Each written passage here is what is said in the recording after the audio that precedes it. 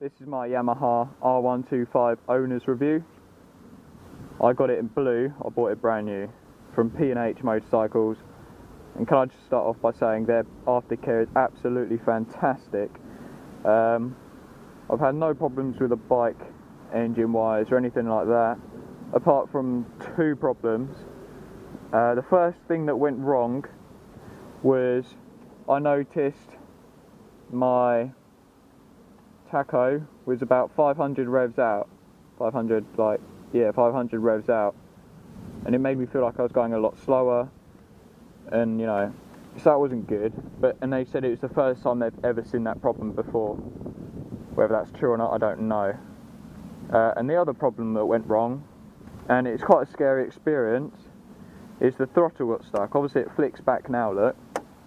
But what happened was, I pulled it in, and you know when you loosen your grip to slow down, well, it would stay full throttle, and I'd keep accelerating when I'm expecting to slow down, and it's not fun when the first time it happens to you is on a country lane on your way back from work at night. But they took all the housing apart, and they said it's from where the glue that they used to make the bike, it had melted slightly, and it was obviously causing friction.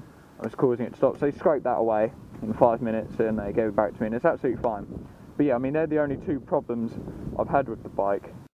Now, there's probably a few people watching this going, shitty Alpates, loser, and it's just like, just do one. You know, we all start somewhere. Most of the people that go, Alpates, probably don't even ride a bike, so, you know, do one if you're one of them people. You know, don't watch it, I don't care, okay? Because I've received so many nods of people on big bikes, it is quite unbelievable. Like, I'd say 8 out of 10 bikes, big bikes at over 125s I go past, give me a cheeky little nod. And so the price, it's around 4,500 new. I paid, I think it's 4,750 or something like that. But the problem is the insurance. The insurance is the problem, because it is, even on Yamaha's website, it's classed as a super sport. The styling anyway, not the engine. So insurers look at it as a sports bike, therefore it's more money to insure. So it's about £1,100 to insure for me, as I'm 17. I've got 0 years no claims bonus, because I'd only been riding 6 months before I bought this on a moped. Hadn't had any accidents or anything, but you still can't carry anything over, and you can't have two insurances going at once when you don't own the vehicle, because it's illegal. So basically I had to start a scratch. So it's about 1,100. And just to add on to that and quickly say, I was looking at insurances for a Yamaha XJ6 ABS brand new, and it was a couple of £1,000 for insurance.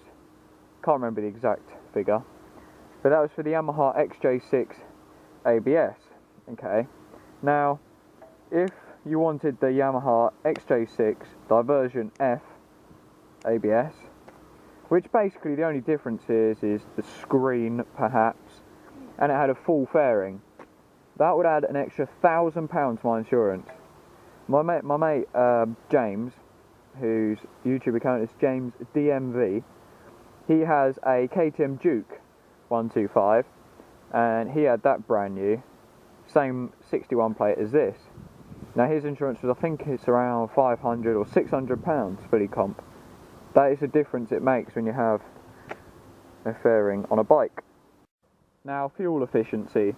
I mean, you could probably Google it and find the miles per gallon and all that, but I'm just going to go by how I know it as. I would top up about 16 to 17 pounds of petrol from empty, and it would go for about 260 miles. I think I've had out of it before I needed to fill up again. Of course, I could probably get more if I rode more efficiently, but where's the fun in that? The top speed and acceleration is good for a 125. It's very good for a 125. I mean, the acceleration on a 125 and upwards on a bike is of course going to be a lot better than every standard car. So the acceleration is not a problem. Obviously it's not as quick as a two-stroke, but you know, that's the price you pay for more fuel efficiency and reliability.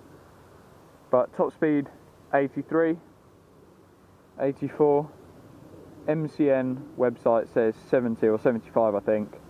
It's not, it's about 80, 83. But that is fully ragging it, bouncing off the rev limiter. Yeah, on a flat, it will comfortably do 70. But I wouldn't like to do 70 for a really long period of time, because I don't think it would do the engine any good, as it's not built for that. Now the tyres, they are fantastic tyres, don't get me wrong, they are brilliant. They are brilliant tyres. 100 master scrubbing obviously, but because they're a slightly harder option, because they're stock, they want them to last, Yamaha.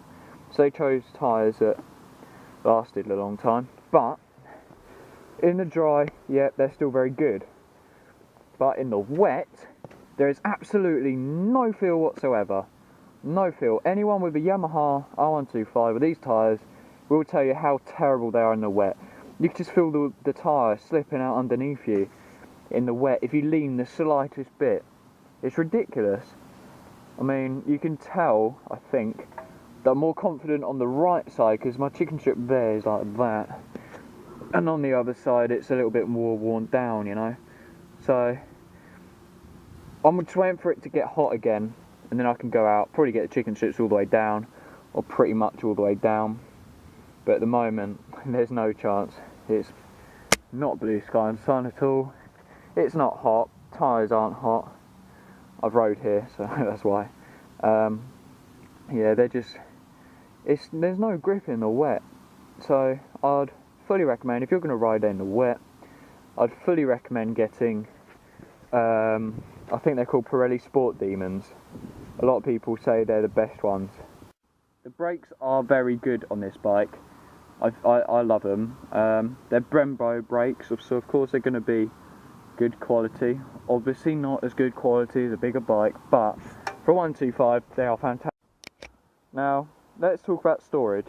Of course it's a sports bike, storage isn't #1 priority, but let's just take a look anyway. Him. It's quite a nice seat actually, talk about that later. Now this is your storage.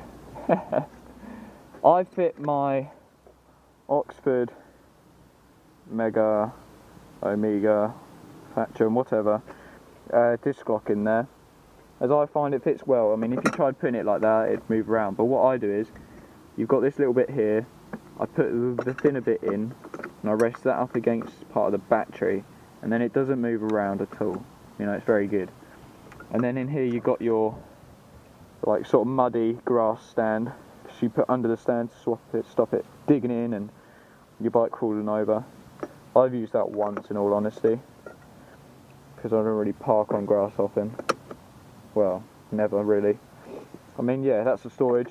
You couldn't really even fit a sandwich in there. You just can't, because this big lump here goes down here.